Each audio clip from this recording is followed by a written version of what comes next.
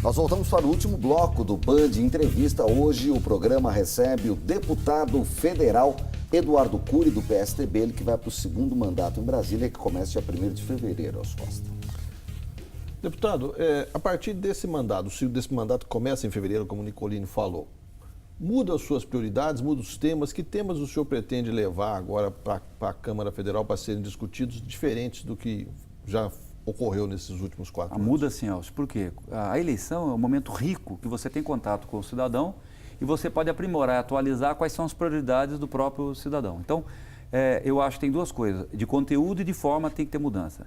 As questões principais de votação não, porque isso o eleitor já está acompanhando e quem acompanha o meu mandato sabe o que eu penso e votou em mim justamente por isso. Então, isso não é uma grande questão. Agora, existem umas coisas, por exemplo, que estão mais latentes. Exemplo, a questão do corte de privilégios, né? Foi uma coisa que veio crescendo, veio aparecendo, inclusive nós apresentamos um projeto para cortar no deputados, senadores. Eu acho que isso vai vir com grande força e nós temos que, quem for eleito, na minha opinião, tem a obrigação de atacar fortemente os privilégios, dos mais variados, todos os tipos de privilégios, né?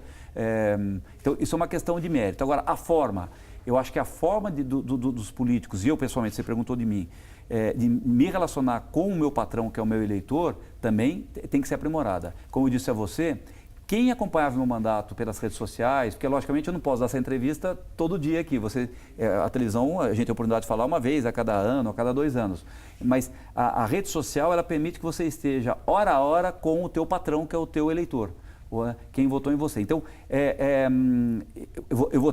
eu, por exemplo, pretendo dedicar mais horas a isso, para que essas pessoas que não conheciam o meu trabalho, ou na verdade achavam que eu votei diferente do que ela acredita, possa ter contato comigo. Eu dou um exemplo claro para vocês. O Eduardo Bolsonaro, que foi o segundo mais votado de São José dos Campos depois de mim, teve uma votação fantástica no estado de São Paulo, 1.700.000, se eu não me engano. Né? Nas questões, em 99% das questões, eu votei exatamente como ele. Porque a gente se fala, eu conheço, nós ficamos próximos, mas exatamente como ele. Eu tive 90.000, ele teve 1.700.000, né? Por quê? Porque grande parte dessas pessoas acham que pelo fato de eu ser do PSDB, eu estaria votando diferente dele. Não, eu votei exatamente como ele. Só que as pessoas, na verdade, não têm o conhecimento de qual é a minha postura uma parte do meu eleitor. Então, uma das mudanças... A percepção do desempenho do político. A percepção, ou seja, o Eduardo estava lá, ele é igual a todo mundo. Não, igual com todo respeito, igual uma ova, né? Ou seja, eu estava lutando contra para mudar o sistema. Mas isso não é claro, que nem todo mundo que vota na gente acompanha diariamente o seu mandato. Com as redes sociais é possível você fazer isso. Então, uma das coisas é prestar contas não somente na eleição, não somente quando você envia um jornal para a casa das pessoas, prestar as contas diariamente, para que todos possam ter acesso, que eu estou me posicionando de acordo com o que ela gostaria, de acordo com o que ela acreditou. São as novas formas de comunicação. Agora, deputado, muito se diz que o Brasil precisa encarar reformas estruturais.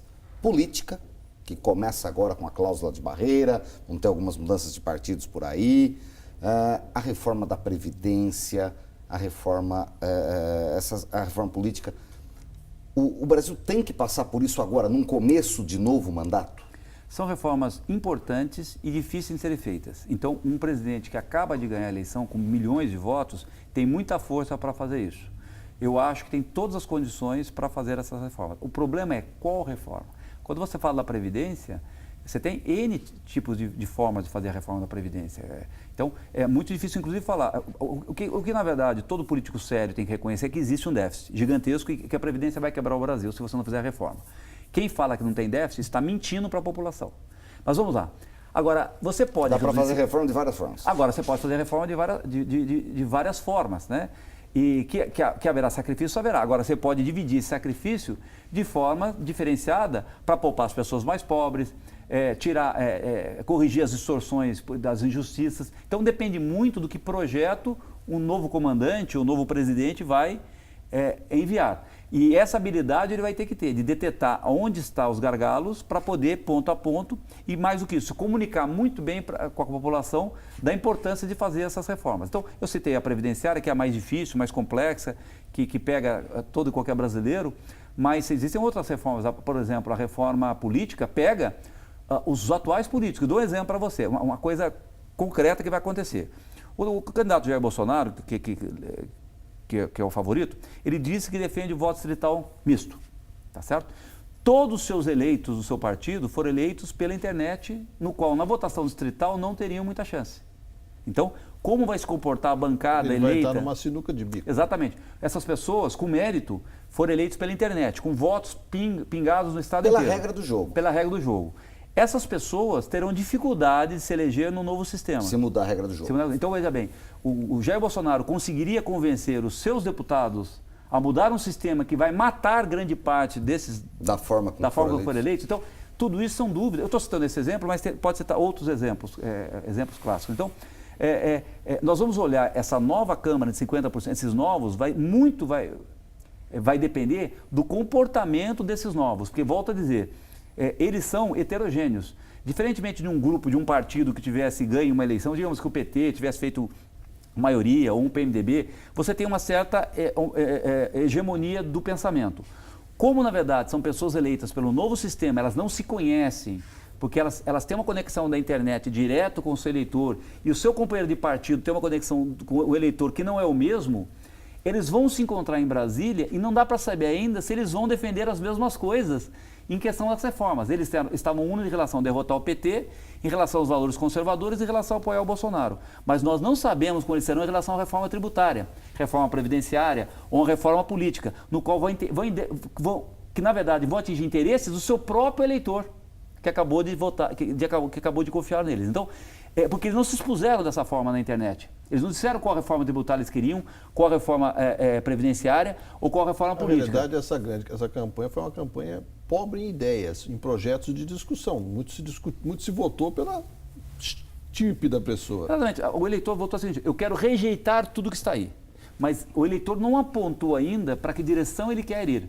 Então, esses novos, nós vamos ter que esperar esse mais de 50% de deputados novos para saber o que eles pensam, para saber que lado vai o país. Logicamente, se o novo presidente for muito firme e apontar o caminho correto, já ajuda bastante. E a gente vai acompanhar, é claro, de perto isso nos próximos 4 anos. Eu queria agradecer muito a presença do deputado federal Eduardo Cury, reeleito para o 2º mandato na Câmara Federal. Boa sorte representando ao lado do Milton Vieira, a região metropolitana do Vale do Paraíba. Bom trabalho. Obrigado, Nicolini. Obrigado, Elcio. Obrigado aos nossos telespectadores. A gente só tem que agradecer. Elcio Costa, a gente volta no próximo domingo, é feriado prolongado também. Domingo que vem estamos de volta com um presidente novo. É verdade. E a gente vai contar aqui. Domingo que vem, às 8h30 da manhã, com reapresentação depois do programa Show Business, está de volta o Band Entrevista. Um ótimo final de semana para você. Até a próxima.